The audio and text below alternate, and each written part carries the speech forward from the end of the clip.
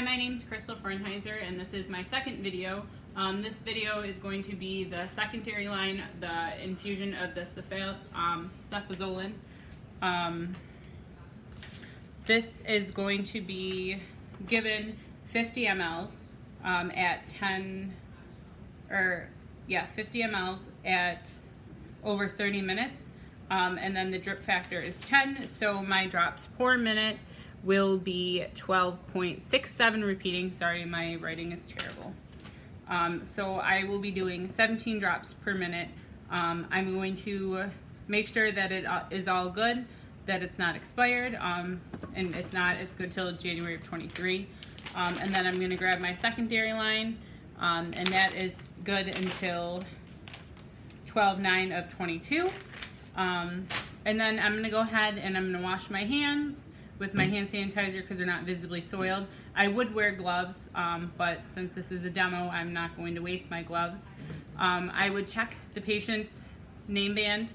I would make sure that it's the right patient. I would also make sure, because we're giving medication, also with the last video, I would make sure I would do the 5 rights just to make sure that, you know, it's the right fluid, right patient, right amount, right time, everything like that, just to make sure everything's right. So I would knock on the door, introduce myself, let the patient know the procedure that was going to go on. I would make sure I checked the band, check the doctor's orders, check my calculations, and make sure everything is set. So I'm going to go ahead and spike my secondary bag, and I'm going to infuse it into the primary line.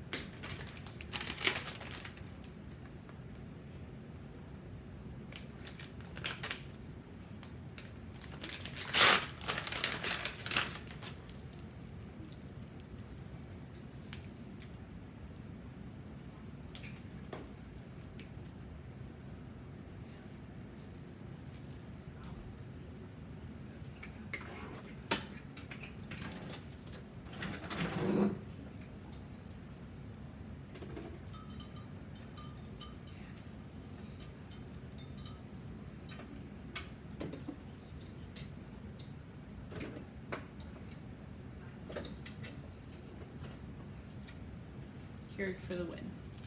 Alright, so I'm going to go ahead and spike this bag.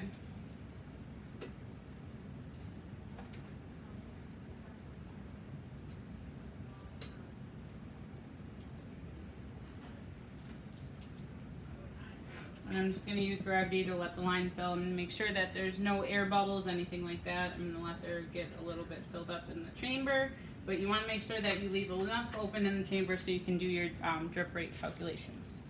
So I'm going to go ahead and I'm going to set a timer. Again, I'm going to use my phone. If I was in the patient's room, I would use my stopwatch to make sure that, you know, no HIPAA violations or anything like that. And phones really don't belong in patient's room due to, you know, infection control and stuff like that. So I'm just going to calculate my drip rate.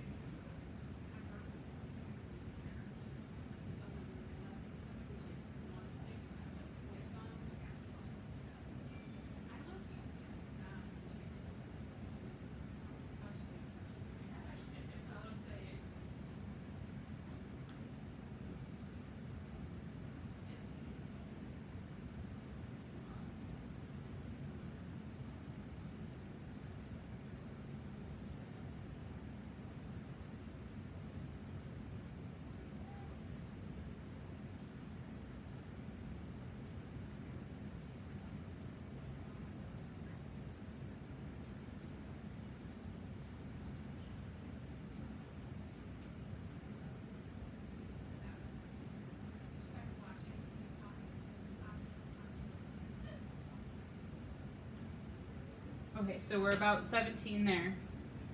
Then I'm going to take my cap off.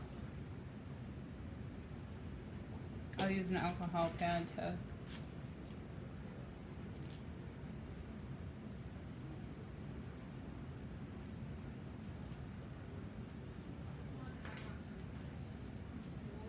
and then I'm going to do it on the top one.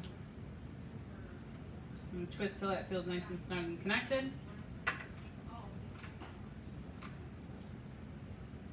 And I'm going to let that continue to drip at the 17, or the 17 drips per minute.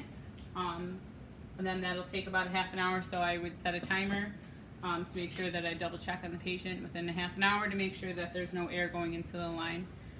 And that's about it.